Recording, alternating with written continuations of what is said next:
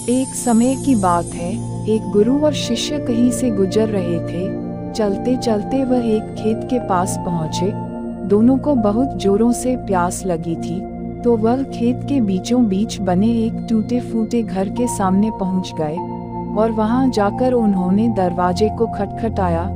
गुरु और शिष्य पहले से चौंके हुए थे, क्योंकि खेत बहुत बड़ा था और अच्छी जमीन भी थी, लेकिन खेत की हालत देखकर लगता था कि उसका मालिक खेत पर जरा सा भी ध्यान नहीं दे रहा है। जैसे ही दरवाजा खुला, अंदर से एक आदमी निकला, उसके साथ उसकी पत्नी भी निकली और 3 बच्चे भी थे।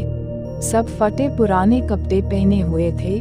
गुरु ने बहुत ही विनम्र आवाज से बोला, क्या हमें पानी मिल सकता है? आदमी ने गुरु से कहा, क्यों नहीं, आप ठहरिए तो सही। उसके बाद आदमी ने गुरु को पानी दिया। पानी पीते पीते गुरुजी बोले, मैं देख रहा हूँ कि आपका खेत इतना बड़ा है, पर इसमें कोई फसल उगाई नहीं गई है। आखिर आप लोग अपना गुजारा कैसे चलाते हैं? आदमी बोला, हमारे पास एक भैंस है, वह काफी अच्छी दूध देती है और दूध बेचकर कुछ पैसे हमें मिल जाते हैं, और जो दूध बच जाता है उसका हम सेवन करते हैं। ऐसे ही हमारा गुजारा चलता रहता है। शाम होने को आई थी और काफी देर भी हो गई थी। गुरु और शिष्य ने सोचा कि आज रात वही अपना गुजारा करेंगे। उन्होंने उस आदमी से अनुमति ली और वह वहीं पर रुक गए। आधी रात हो चुकी थी। गुरु ने अपने शिष्य को उठाया और एकदम धीमे से उसके कानों में बोला, चलो हमें अभी यहाँ से निकलना है, और चलने से पहले उसकी जो भैंस है उसे हमें ले जाकर कहीं जंगल में छोड़ देना है। शिष्य को अपनी गुरु के बात पर जरा सा भी यकीन नहीं हो रहा था, क्योंकि जिस गुरु से वह बहुत सारी चीजें सीखा हुआ था, उसी गुरु ने किसी का बुरा करने के लिए बोला था। फिर भी वह उसके गुरु थे, इसलिए गुरु की बात मना नहीं कर सकता था। आखिर गुरु और शिष्य जंगल की ओर निकल पड़े और भैंस को ऐसी जगह पर छोड़ दिया जहां से आना मुश्किल था। यह घटना शिष्य के मन में बैठ गई थी और करीब 10 साल के बाद एक बड़ा गुरु बना।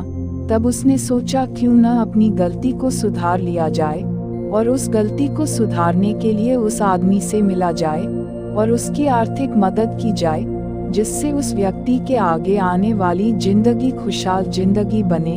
फिर शिष्य निकल पड़ा उस आदमी के मदद के लिए। कुछ समय चलने के बाद वह शिष्य वहां पहुंच गए जहां वह 10 साल के बाद यहाँ आए थे, मगर वह फिर से चौंक गया। वहां पर उसने देखा बहुत बड़े बड़े से फल के पेड़ लगे हुए हैं, एक बड़ा सा घर बना हुआ है। शिष्य को लगा कि भैंस के चले जाने के बाद वह परिवार सब कुछ बेचकर यहाँ से चला गया होगा, इसलिए वह वापस लौटने लगा। तभी उसने उस आदमी को देखा। शिष्य ने उस आदमी से कहा, शायद आप मुझे नहीं पहचानते, लेकिन मैं आपको सालों पहले मिला था। उस आदमी ने मायूसी से बोला, हाँ, कैसे भूल सकता हूँ उस दिन को। आप लोग तो बिना बताए ही चले गए, पर उसी दिन न जाने क्या हुआ, और जो मेरी भैंस थी वह कहीं चली गई और आज तक नहीं लौटी। कुछ दिनों तक तो मुझे समझ ही नहीं आ रहा था कि क्या करना चाहिए और मैं क्या कर पाऊंगा। जीने के लिए मुझे कुछ न कुछ तो करना ही था, तो लकड़ियाँ काटकर बेचने का मैंने काम शुरू किया और उससे कुछ पैसे इकट्ठा किया, और जितने भी मेरे पास पैसे थे उससे मैंने अपने खेतों में फसल उगाए। आखिर में मुझे अपने मेहनत का फल मिला। फसल बहुत ही अच्छी निकली। बेचने पर मुझे जो पैसे मिले उससे मैंने फलों के बगीचे लगवा दिए।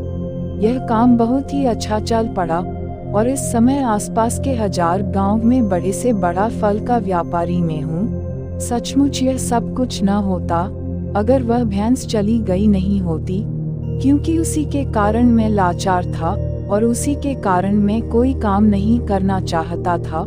उसके जाने से मैंने तुरंत नए रास्ते निकाले जिससे मैं पैसे कमा सकता था, और आज मैं एक बहुत ही बड़ा व्यापारी हूँ। शिष्य बोले, लेकिन यह काम तो आप पहले भी कर सकते थे।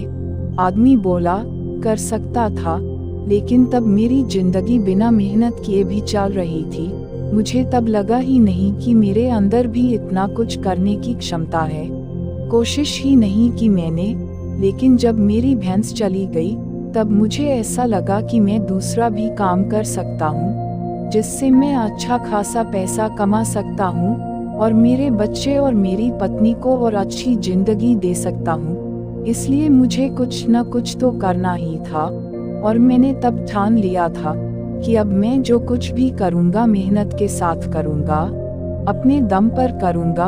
और आज इसलिए मैं इस मुकाम पर पहुँचा हूँ। इस कहानी से हमें यह सीख मिलती है कि हमें दूसरों पर निर्भर नहीं होना है, बस आगे बढ़ते रहना है। हमें कभी भी हिम्मत नहीं हारना चाहिए। दोस्तों, आपने इस कहानी से क्या सीखा और इसके बारे में क्या सोचते हैं? एक कमेंट जरूर कीजिएगा। क्या पता आपके एक कमेंट से किसी का जीवन बदल जाए। धन्यवाद। Sharanam Gacchami।